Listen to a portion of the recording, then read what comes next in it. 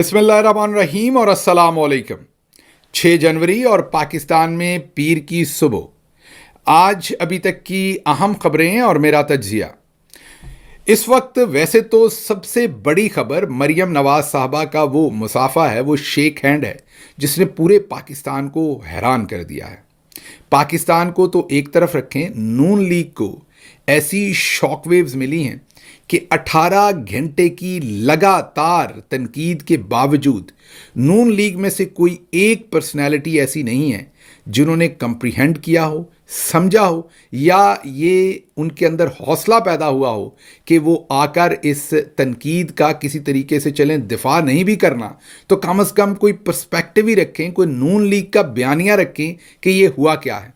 नून league के जो अपने व्हाट्सएप ग्रुप्स हैं या उनकी जो अपनी सोशल मीडिया टीम है, उनके अंदर की जो डिस्कशन अब सोशल मीडिया पर आ रही है, उससे ये पता चल रहा है कि पूरी की पूरी नून लीग मरियम नवाज साहबा की इस हरकत से अपने आप को डिस्टेंस कर रहे हैं। क्या कोई बहुत ही मायूब हरकत कर दी है? क्या पहले पाकिस्तान के अंदर जो ख़वातीन पॉलिटिशियन थीं या पूरी दुनिया के अंदर जो ख़वातीन पॉलिटिशियन हैं वो ये काम नहीं करती? ये पूरी की पूरी बात पूरे पर्सपेक्टिव से आपके सामने रखेंगे और कोशिश करेंगे कि हमारी जो सियासी मुखालफत है वो आड़े ना आए और हम मेरिट पर बात करने की कोशिश कर सकें। इस वक्त मरियम साहबा के टॉपिक पे तो मैं बात करूंगा, डिटेल से करूंगा, लेकिन उससे पहले मेरे पास उससे भी बड़ी खबर है जो मैंने आपके सामने रखनी है, और वो खबर है डीजी आईएसपीआर साहब की खुफिया मुलाकातें। उन्हें आप खुफिया कह लें या सेमाई खुफिया कह लें, क्योंकि वो मुलाकातें जर्नलिस्टों से कर रहे हैं, कोशिश कर रहे हैं कि छोटे ग्रुप्स में या वन ऑन वन करें और लाहौर में जाकर कर रहे हैं। ये जो मुलाकातें हैं इनमें डीजी आईएसपीआर ने जो बातचीत की है उससे आपको ये बात आया हो जाएगी कि अब चौधरी साहब कितने प्रेशर में हैं, वो क्या सोच रहे हैं, अंदर कितनी ज़्यादा दरारें पड़ चुकी हैं और आने वाले दिनों में वो क्या करना चाहते हैं। इन सहाफ़ियों को वो मिल क्यों रहे हैं और मिल के क्या क्या रहे हैं, ये सब अहवाल आपको बताता हूँ। लेकिन सबसे पहले आपको ये बताता हूँ कि आखिरकार डीजी आईएसपीआर साहब को बयानिया शहबाज गिल वाला उठाना पड़ा है। अब आप कहेंगे कि गिल साहब आप अपने आप को खामखाई अहमियत दे रहे हैं, डीजी आईएसपीआर आपका बयानिया क्यों उठाएंगे? मैं आपको बताता हूँ। जब मैं जेल गया था, मैं उस वक्त मुझ पर एक चीज़ जो अया हुई थी वो ये हुई थी कि जेल में तो वैसे सारे ही लोग जाते हैं, पॉलिटिक्स में जो होते हैं, अशराफिया भी जाती है, गरीब भी जाता है, अमीर भी जाता है, मिडिल क्लास भी जाता है। याद कीजिए जो लोग उस वक्त मेरी प्रेस कॉन्फ्रेंसेस देखते थे उनको याद होगा कि जब मैं जेल से बाहर आया था तो एक नई चीज़, एक नई हकीकत मेरे पर अया हुई थी, और वो ये थी कि मैंने बात की थी कि पाकिस्तान का असल मसला मिडिल क्लास की लड़ाई है अशराफिया के साथ। और मैंने कहा था कि ये जो अशराफिया एलीट है इसमें फ़ौजी एलीट भी शामिल है, ब्यूरोक्रेसी भी है, कारोबारी भी है और सियासी भी है। असल ये मफादात का टकराव है मिडिल क्लास के दरमियान और एलीट का।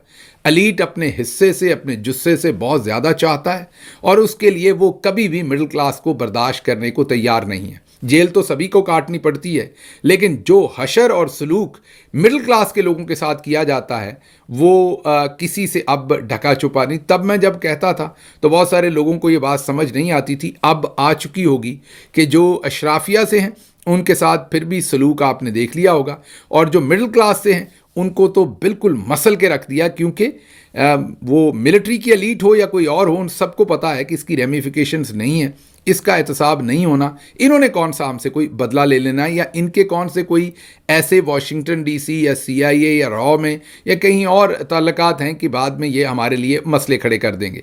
वो एक अलग बात है कि अब पाकिस्तान की मिडिल क्लास इकट्ठे होकर खड़ी हो गई है और इनको एक ऐसा चैलेंज दे रही है जो इन्होंने कभी सोचा नहीं। तो आज जो आपको खबर दे रहा हूँ डीजी आईएसपीआर की, वो बड़ी इंटरेस्टिंग है। उन्होंने लाहौर में जर्नलिस्टों के साथ मुलाकात की है और उस मुलाकात के अंदर जो 2-3 बातें हुई मैं क्विकली बता दूं, फिर तज्जिया देता हूँ। पहले तो वो बिल्कुल शैटर्ड नज़र आए, वो बिल्कुल एतमाद से आरी थे। एतमाद का मतलब ये कि वो हिले हुए थे।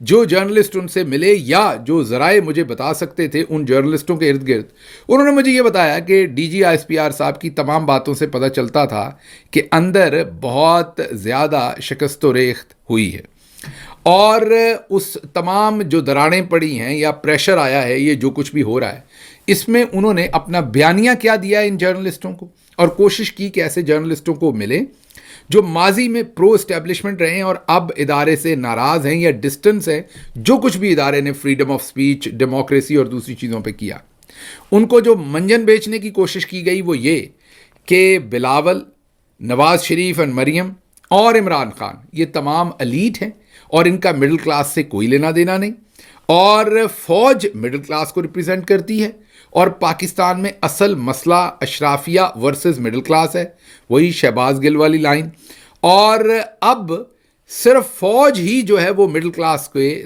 مفادات کا تحفظ کر سکتی ہے۔ یہ تو ایلیٹ ہیں، یہ تو آپ کے لیے کبھی سوچتے ہی نہیں ہیں۔ تو ایک تو ان ملاقاتوں میں D G S P R نے اپنے آپ کو اور ادارے کو ڈسٹنس کرنے کی کوشش کی ہے، ڈسٹنٹ کرنے کی کوشش کی ہے نون لیگ سے، پیپلز پارٹی سے، اور دوسری باریک کارروائی یہ ڈالی ہے کہ عمران خان کو بھی انہی کی طرح کا پیش کرنے کی کوشش کی ہے۔ مطلب ابھی بھی وہ سمجھتے ہیں کہ سارے کے سارے لوگ اسٹوپڈ ہیں، مطلب یہ تمام لوگ جو ہیں یہ اندھی تقلید ہے، یہاں پر شخصیت پرستی ہے، نون لیگ ہے، فیملی لمیٹڈ پارٹیز ہے، یہ اشرافیہ ہے، اور عمران خان کو بھی انہی کے ساتھ ملا دیا ہے۔ تو ایک تو کہا کہ ہمارا ان سے کوئی لینا دینا نہیں، دوسرا کہا ہم نے مڈل کلاس کے لوگوں کا تحفظ کرنا ہے، اور اس کے لیے ہم نے ہر صورت جو ہے وہ کرنا ہے جو ہمیں کرنا پڑا، اور ہم نے تن کے رکھنا ہے۔ وہاں پر یہ بھی کہا گیا کہ دیکھ لیں ملک کے باہر اگر کسی ملک نے ہمارے ساتھ کچھ کیا یا اندر کیا، ہم نے تن کے رکھا ہے اور ہم نے آگے بھی تن کے رکھنا ہے۔ جب کوئی بلا کے کہے نا کہ ہم نے تن کے رکھنا ہے، اور یہ بھی کہے کہ ہم ان سے اب ڈسٹنٹ ہونا چاہتے ہیں، اور یہ بھی کہے کہ یہ سب ایک جیسے ایلیٹ ہیں، ہم آپ کے اصل ریپریزنٹیٹیو ہیں، تو یہاں سے ساری بات یہاں ہو جاتی ہے کہ اب معاملات خراب ہو گئے ہیں۔ اب انہی لوگوں سے رجوع کرنے کی کوشش کی جا رہی ہے جن کو کل دھتکارا تھا، جس مڈل کلاس کے صحافیوں کو کل یہ بتایا تھا کہ آپ لوگوں کو تو ڈنڈا ماریں گے اور جو مرضی کروا لیں گے، جنہیں ڈسون کیا تھا۔ اب اسی مڈل کلاس کے ساتھ رجوع کرنے کی کوشش کی جا رہی ہے، کیونکہ اب دوسری طرف سے پریشر بڑھ رہا ہے اور اب سمجھ نہیں آ رہی کہ ہم پوزیشننگ نئی کیسے لیں اور دوبارہ سے لوگوں کو بے وقوف کیسے بنائیں۔ اچھا، اب D G S P R صاحب نے ایک تو یہ مڈل کلاس والی بات ساری کی ساری کہی، اور دوسرا انہوں نے یہ کہا کہ ہم نے ہر صورت وہی کرنا ہے جو ہمیں ٹھیک لگتا ہے۔ اب ہم اس بات سے عاری ہو گئے ہیں کہ ہمارے بارے میں رائے کیا رکھی جاتی ہے، ہمیں کسی کا ڈر نہیں ہے اور ہم نے جو کرنا ہے وہ کرنا ہے۔ جب آپ یہ دھمکیاں دیں تو اس کا مطلب کچھ اور ہوتا ہے، اپوزٹ ہوتا ہے۔ لیکن کوئکلی آپ کو بتاؤں، یہ میں اب D G S P R صاحب سے مخاطب ہوں۔ D G S P R صاحب، آپ اس میں کامیاب نہیں ہوں گے، جیسے آپ اور بہت ساری چیزوں میں ناکام ہوئے ہیں، اب یہاں بھی ناکام ہوں گے۔ میں وجہ بتاتا ہوں آپ کو۔ وجہ یہ ہے کہ اس سے پہلے آپ اشرافیہ کے کسی ایک گروپ سے کوئی چیز چھینتے تھے، جیسے آپ نے نواز شریف سے گورنمنٹ چھین لی، آپ نے ان کو پہلے ان کے کیسز پکڑے، انہیں چور کہا، پھر این آر او دے دیا، مطلب پہلے کچھ چھینا پھر ڈبل کر کے واپس دے دیا۔ اس سودے بازی میں آپ نے اپنے لیے ٹینیور لے لی، ایکسٹینشنز لے لی، مارشل لا لگا لی، پیسہ بنا لیا، اپنے بچوں کے لیے فیکٹریاں، پیسے، بڑے بڑے جتنے بھی جنرلز ہیں، جنرل ایوب خان سے لے کے آج تک ان کی نسلیں سنور گئیں، مال پانی پیسہ سب فراوانی آ گئی، اور آپ نے اشرافیہ کے ساتھ ڈیل کی کہ کسی سے کچھ ایک چھینا تو اس کو دو دے دیے، ملک غریب سے غریب ہوتا گیا۔ اب اس دفعہ آپ نے یہی کام مڈل کلاس سے کیا ہے۔ مڈل کلاس سے آپ نے کیا چھینا؟ مڈل کلاس کے پاس تو ہوتا ہی کچھ نہیں ہے، ایک چھوٹی موٹی انا ہوتی ہے، اور سب سے بڑا ان کا ایسٹ ہوتا ہے عزت نفس۔ تو آپ نے کسی کا گیٹ پھلانگا، کسی کی دیوار توڑی، کسی کو تھپڑ مارے، کسی کو گھسیٹا، کسی کے کپڑے اتارے، کسی کو ننگا کیا، کسی کو کہا کہ تمہارے ساتھ یہ کر دیں گے تو تمہارے ساتھ وہ کر دیں گے۔ تو جو عزت نفس تھی، جو مڈل کلاس عام آدمی کے پاس، آپ نے وہ چھین لیا۔ اس کے بعد ان کو ایک بھرم تھا کہ کبھی بھی آپ ایک حد سے زیادہ ان کے خلاف نہیں جائیں گے، حالانکہ یہ بھرم 1971 میں ایسٹ پاکستان میں توڑا جا چکا تھا۔ یہ بھرم بلوچستان کے اندر بھی توڑا جا چکا تھا، لیکن پھر بھی پنجاب کو آپ کے اوپر، لیٹ سے it very frankly and straight forward, یہ بھرم موجود تھا۔ آپ نے پنجابیوں کا بھرم جو تھا وہ بھی توڑ دیا، اور اچھا کیا، ان کو بھی وہی کڑوی دوائی پینی پڑی جو باقی حصوں کو تھی۔ ان کو سمجھ آئی کہ اصل مسئلہ ہے کہاں۔ اب ڈی چوک میں جب سیدھی گولیاں مار دی گئیں تو وہ جو بھرم رہ گیا تھا، وہ جو رشتہ تھا، عزت نفس تو پہلے چھین لی تھی، وہ جو بھرم تھا وہ بھی آپ نے تمام کر دیا. مطلب گھاؤ آپ نے بہت گہرا لگا لیا اور اپنے ہاتھوں سے لگا لیا. اور آپ یہ کہہ لیجئے کہ جس شاخ پر آپ کھڑے تھے آپ نے اسی کو خاصی حد تک کاٹ دیا. مطلب اگر وہ پوری طرح نہیں بھی کاٹا تو اسے کمزور آپ نے بہت کر لیا. اس کے بعد آپ نے صحافیوں کو یہ بھی کہا کہ ہم تو چاہتے ہیں کہ مڈل کلاس کا تحفظ ہم کریں اور جو مڈل کلاس کے فیصلے ہیں یا ان کا خیال ہم کریں. تو آپ کو اس کا جواب یہ دیتے ہیں کہ 8 فروری کو مڈل کلاس نے، پاکستان کے عام آدمی نے ایک فیصلہ کیا تھا. وہ جو فیصلہ کیا تھا وہ 8 فروری کو انہوں نے ووٹ کیا تھا، عمران خان کو کیا تھا، اس کی پارٹی کو کیا تھا. جو پاکستانی لوگ ہیں بڑے فراغ دل ہیں، بڑی آسانی سے معاف کر دیتے ہیں. ان کی جذباتی ہیں، ایموشنل ہیں، جو بھی بے وقوف کہنا ہے بے شک وہ کہہ لیں، جو بھی کہنا ہے آپ، لیکن میموری بہت شارٹ ٹرم ہے، بہت جلدی بھول جاتے ہیں. یہ گجنی والی بیماری کہیں یا جو بھی آپ کہیں، یہ نیشنل ہمارا ایشو ہے کہ بڑی جلدی بھول جاتے ہیں لوگ. تو اگر آپ 8 فروری کو middle class, lower middle class, عام آدمی کے فیصلے کو مان لیتے تو یہ لوگ بھول کے آگے چلنے کو تیار ہو جاتے. آپ نے ایسا نہیں کیا. آپ ڈٹ کے کھڑے ہو گئے کہ آپ نے مزید تن کے رکھنا ہے، اور آپ نے مزید تن کے رکھا. یہ فیصلہ سیلف اسٹیم، عزت نفس اور آواز بھی چھین لی، آزادی بھی چھین لی، انٹرنیٹ بھی چھین لیا، اور جس کسی نے بولنے کی کوشش کی ملک سے باہر یا ملک کے اندر، اس کو آپ نے ایک مثال بنا کے رکھ دیا. اب لوگوں کا اور آپ کا فاصلہ آ چکا ہے. اب ان صحافیوں سے مل کے یہ فاصلہ نہیں مٹنا. اب مڈل کلاس کا منجن نہیں بکنا. اب آپ بھلے سمجھیں کہ لوگ بہت ہی بیچارے معصوم ہیں یا سٹوپڈ ہیں، ایسا نہیں ہے. لوگوں کو بہت کچھ سمجھ آ چکا ہے. اب ایک ہی طریقہ ہے آپ کے پاس، اور وہ ہے اپنے آپ کو آئین کے سپرد کیجیے. ایک ہی طریقہ ہے اس گھاؤ کو بھرنے کا کہ آپ اپنے آپ کو اکاؤنٹیبلٹی کے لیے آئین کو ریسیٹ کیجیے اور آئین کے سپرد کیجیے. عمران خان کو باہر آنے دیجیے. وہ ایک ہی طبیب ہے جس کی دوائی سے ملک اکٹھا ہو سکتا ہے، کیونکہ سب کا ان کے اوپر اکتفا ہے. ہو سکتا ہے وہ بہت ہی کوئی ورلڈ کلاس قسم کی حکومت نہ دے سکیں، بڑی ورلڈ کلاس قسم کی ترقی نہ دے سکیں. آپ کے تحفظات بھی ہوں گے، آپ کو گلے بھی ہوں گے، شکایت بھی ہوں گے، آپ کی ان کے ساتھ کوئی ذاتی مخاصمت بھی ہوگی. لیکن آپ یہ مانیں یا نہ مانیں، اب اس وقت قوم جس آواز کے اوپر ساری متفق ہے وہ عمران خان ہے. تو اگر اس ملک کی فاؤنڈیشنز کو تگڑا کرنا ہے، آگے بڑھنا ہے، تو آپ کو پھر حوصلہ کرنا پڑے گا. یہ جو آپ الٹا سیدھا نیریٹو بیچنے کی کوشش کر رہے ہیں صحافیوں کو مل کے، آپ اس میں ناکام ہوں گے. میرا مشورہ آپ کو یہ ہے کہ آئین کے سامنے اپنے آپ کو سبمٹ کیجئے. پریشر میں آپ ہیں، ان ملاقاتوں سے یہی پتہ چلتا ہے. آگے چلیے. اب آتے ہیں دوسری خبر کی طرف، اور وہ خبر آپ کے سامنے ہم نے مریم نواز صاحبہ کا جو مصافحہ ہے اس کو پہلے سکرین پر آپ کو دکھاتے ہیں. یو اے ای کے جو صدر ہیں، متحدہ عرب امارات کے جو صدر ہیں، وہ پاکستان آئے ہوئے ہیں. اب جب وہ پاکستان آئے تو وہ ظاہر ہے اسلام آباد بھی آ سکتے تھے ملنے کے لیے. وہ ایک نجی دورے پر شکار کرنے آتے ہیں، کیونکہ انہوں نے لیز پہ، پٹے پہ، جو بھی آپ نے کہنا ہے، رحیم یار خان کی جگہ لے رکھی ہے. اور یہاں پر ہیڈ آف سٹیٹ تو چلے سال میں ایک آدھ دفعہ آتے ہیں، ان کے جو باقی شہزادے ہیں، ان کے خاندان کے لوگ، ان کے وہاں پر محل بنے ہوئے ہیں، ان کی تمام گاڑیاں ہیں، پورا ارینجمنٹ ہے، ایئرپورٹ انہوں نے اپنا بنایا ہوا ہے. تو وہ رحیم یار خان میں تلور اور دوسرے جانوروں کا شکار کرنے اکثر آتے ہیں، اور سارا سال ہی کوئی نہ کوئی ان کی طرف سے آیا رہتا ہے. خصوصی طور پر نومبر کے مہینے میں وہ آتے ہیں، یا دسمبر کے مہینے میں، یا دوسری طرف جو سعودیز ہیں وہ اکثر فیبروری کے مہینے میں آتے ہیں. انہوں نے بھی دسمبر میں آنا تھا، لیکن اس دفعہ جو ہیڈ آف سٹیٹ ہیں انہوں نے پہلے 1-2 دفعہ اپنا دورہ یہاں ملتوی کیا تھا، وہ جنوری میں پہنچے. اب اگر انہیں شہباز شریف سے ملنا ہوتا تو وہ اسلام آباد بھی آ جاتے. اب ذرا سب سے پہلا تو مذاق دیکھیے کہ یو اے ای کے ہیڈ آف سٹیٹ، جن سے ہمیں کوئی گلہ نہیں، ہمارے برادر اسلامی ملک ہیں، وہ تو یہاں شکار کھیلنے آئے ہیں، ان کا احترام، وہ ہمارے مہمان ہیں، ان کا احترام ہماری نظروں میں 100 دفعہ. لیکن آپ ذرا غور کیجئے کہ پاکستان کے اندر ایک دوسرے ملک کا جو ہیڈ آف سٹیٹ ہے وہ اپنے ذاتی دورے پر اپنے شکار کے لیے آئے ہوئے ہیں، اور وہ پاکستان کے اندر، پاکستان کے ایک ایئرپورٹ کے اوپر پاکستان کے پرائم منسٹر اور پاکستان کے سب سے بڑے صوبے کی چیف منسٹر کو اور پاکستان کے ڈیفنس منسٹر کو ریسیو کر رہے ہیں. جی ہاں، درست سن رہے ہیں کہ یو اے ای کے ہیڈ آف سٹیٹ یہ سب کچھ UAE کے اندر نہیں کر رہے. چلیں یہاں جس دن وہ آئے تھے نا, اگر آپ نے زیادہ ہی یہ حرکت کرنی تھی تو شہباز شریف اس دن چلے جاتے, انہیں ریسیو کر لیتے آنے پہ. اب وہ الٹا شہباز شریف کو پاکستان کے اندر ہی ریسیو کر رہے ہیں, ہے نا. ایسا مذاق آپ نے پہلے کبھی دیکھا ہوگا.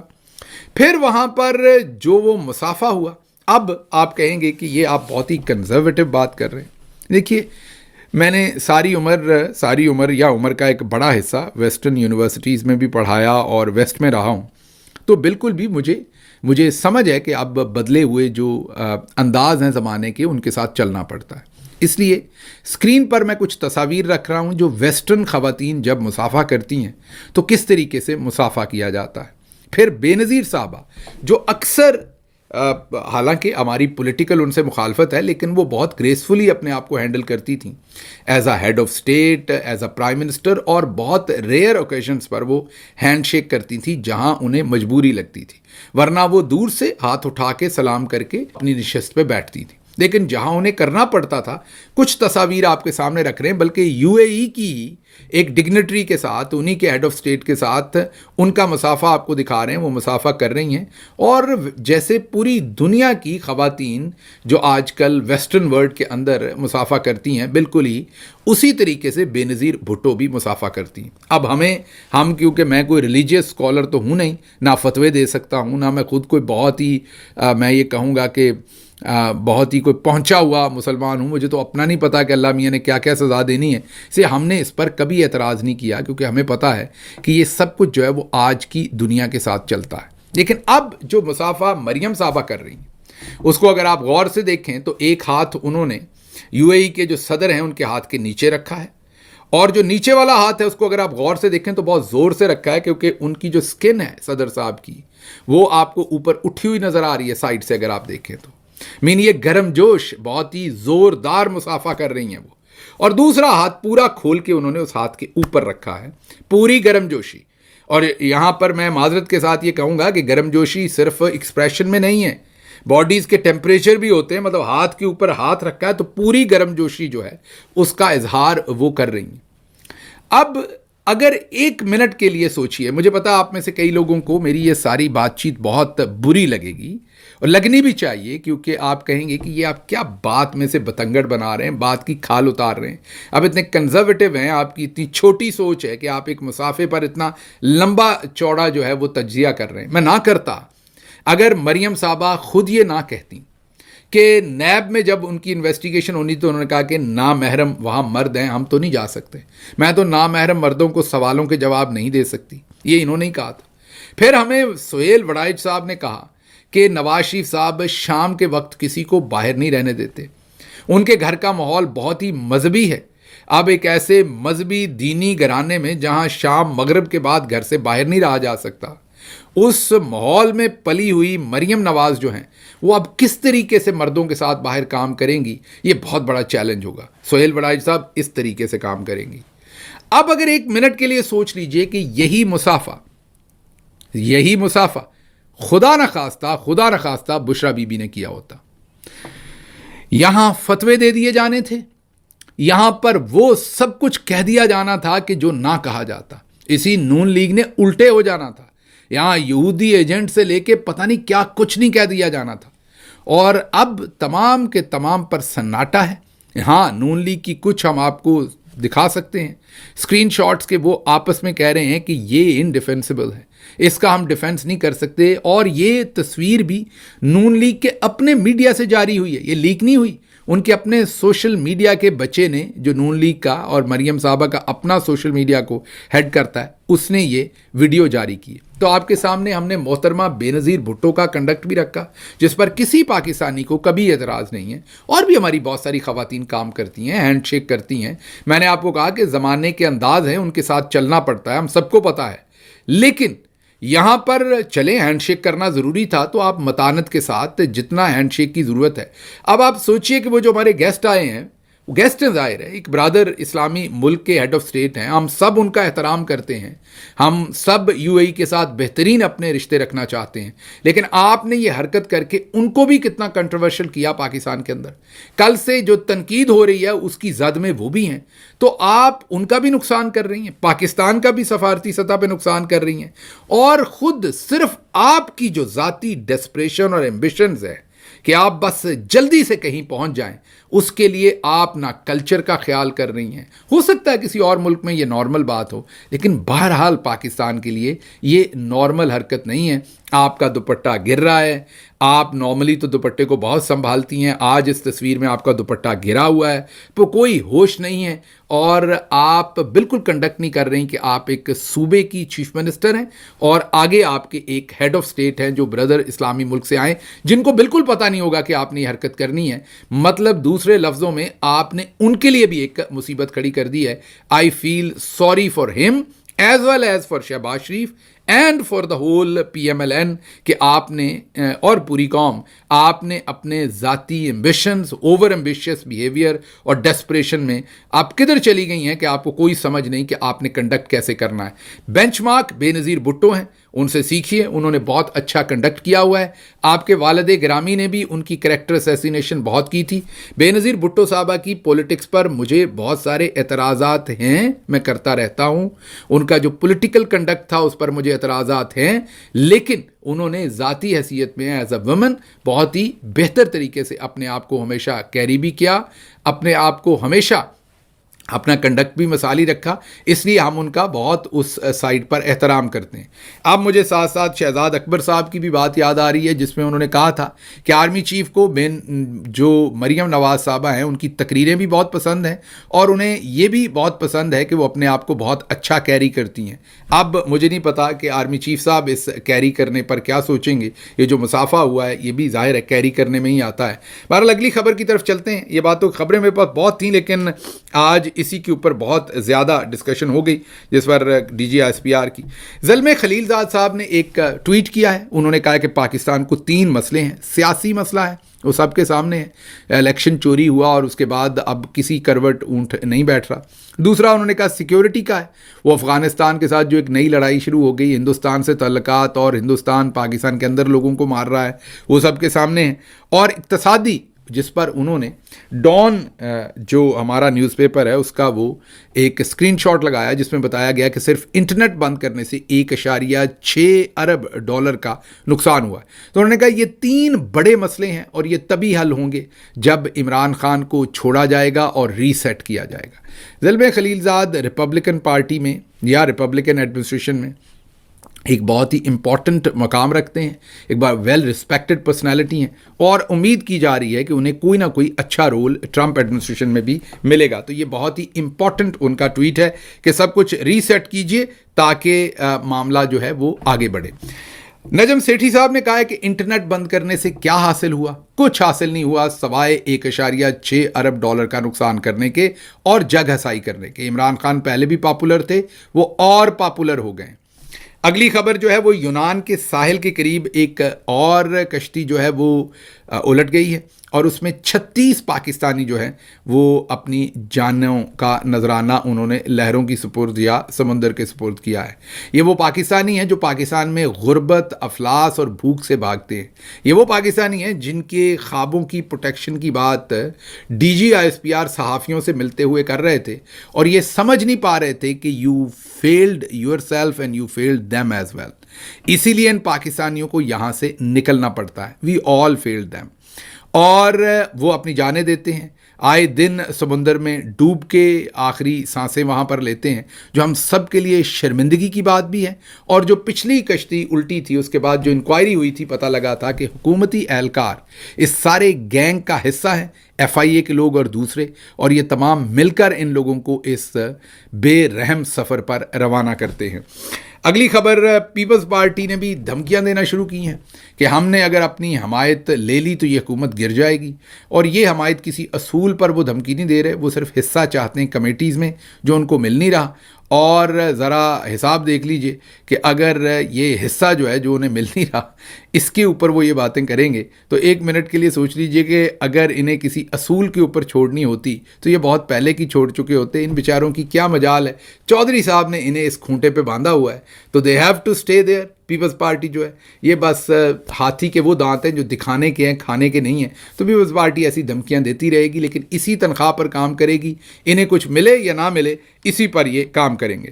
اچھا جی, آگے میں نے 1-2 خبریں اور کرنی تھی لیکن صرف کوئکلی کہہ دوں. ایئر کموڈور سجاد حیدر, پاکستان کا سرمایہ, پاکستان کا بڑا نام, انہوں نے پٹھان کوٹ پر 1965 میں بہت ہی بہترین طریقے سے لڑاکا طیارے اڑاتے ہوئے پاکستان کا دفاع کیا تھا, دشمن کا نقصان کیا تھا. اور انہوں نے اپنا بڑھاپا کہہ لیں, اپنے آخری سال کہہ لیں, وہ پاکستان میں جمہوریت کی بقا کے لیے, آزادی اظہار رائے کے لیے, ہیومن رائٹس کے لیے بہترین جنگ لڑی اور اس کی جنگ لڑی. اور ان کی وفات ہوئی. ہم سب کی طرف سے ان کو خراج تحسین, ہم سب کی طرف سے ان کو ستائش. ان کے خاندان کے ہم احسان مند ہیں کہ ایک اتنا اچھا بیٹا اس خاندان نے پیدا کیا, بڑا کیا, جس نے پاکستان کو پہلے پاکستان کی ایئر فورس میں رہتے ہوئے بہترین طریقے سے سرو کیا. As a soldier, as a officer, ان کے ذمے جو کام تھا وہ انہوں نے بہترین وفاداری کے ساتھ نبھایا. اور اس کے بعد جب وہ سویلین لائف میں آئے تو پاکستان کے آئین کو مقدم رکھا اور ڈکٹیٹرز کے خلاف آواز اٹھائی. بدقسمتی کی بات ہے کہ ایئر کموڈور سجاد حیدر کی وفات پر نہ ہی صدر پاکستان, نہ ہی وزیر اعظم, نہ ہی DG/ISPR اور نہ ہی ہمیں ایئر فورس کی طرف سے کوئی ایسا بیان جس میں ان کے خاندان کے ساتھ یا ان کی وفات کے اوپر کوئی ایسا بیان جاری کیا جائے جو کہ ان کے شایان شان ہوتا. صرف ان کا قصور یہ کہ وہ عمران خان کی حمایت کرتے تھے اور عمران خان کے ساتھ کھڑے تھے. ویلاگ لمبا ہوا, مجھے یہاں سے اجازت دیجیے. اللہ آپ کا حامی و ناصر ہو. پاکستان زندہ باد.